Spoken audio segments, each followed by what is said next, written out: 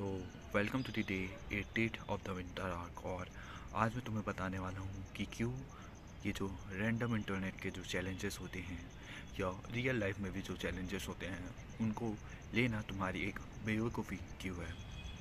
देखो, हमारी लाइफ में बहुत सारे चैलेंजेस आते हैं, बट कुछ चैलेंजेस ऐसे होते हैं जो हम खुद के ऊपर इम्पोज करते हैं हम। जैसे कि कुछ समय पहले तुम्हें याद होगा इंटरनेट पे एक 75 डे शायद 75 डे हार्ड चैलेंज आया था। 75 hard day challenge, I don't know what it's called. ऐसे कुछ एक चैलेंज आया था जिसमें लोगों को एक्सट्रीम वर्कआउट करने थे, एक्सट्रीम डिसिप्लिन फॉलो करना था 75 डेज़ के लिए। और अगर वो एक भी दिन मिस करेंगे then they have to restart all over again, which was a crazy challenge and people were doing it। मैं भी कर रहा था उस समय।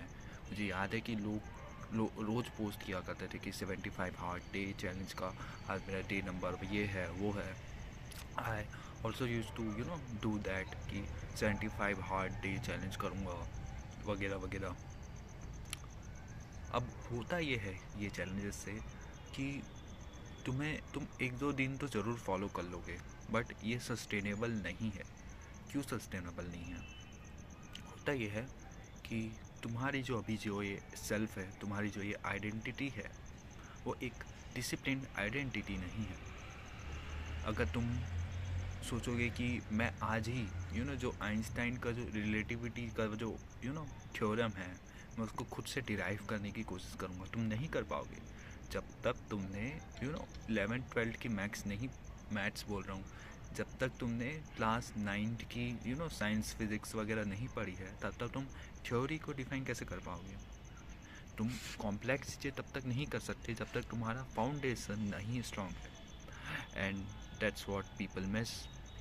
लोगों को अमेजोन का क्लोन बनाना है, लोगों को दुनियादारी के बड़े बड़े चीज़ें करनी है, बट उनकी फाउंडेशन से इतनी ज़्यादा वीक होती है कि उस पर ये इतनी बड़ी चीज़ें टिक ही नहीं सकती। And that's what all of us do, that's what everyone is doing right now. लोगों के फाउंडेशन स्ट्रॉन्ग नहीं होते, पर वो उसके ऊपर इमारत, एक स्काई स्केपर बनाने की कोशिश करते हैं, which is why they fall, this is why they fail a lot. And इसी से तुम्हें एक चीज़ सीखने को मिलती है कि stop over stay, stop over stay. Okay, मैं हिंदी में बोलता हूँ।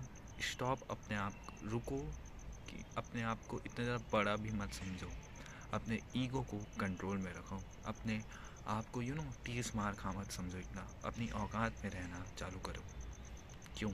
ये तुम्हें थोड़ा नेगेटिव लग रहा होगा कि नहीं भाई, हमने तो अपनी लिमिट्स पुश करनी चाहिए, हमें एक बेटर पर्सन बनिए डे बाय डे। मैं इस आइडियोलॉजी के बिल्कुल सपोर्ट, मतलब बिल्कुल सपोर्ट में हूँ।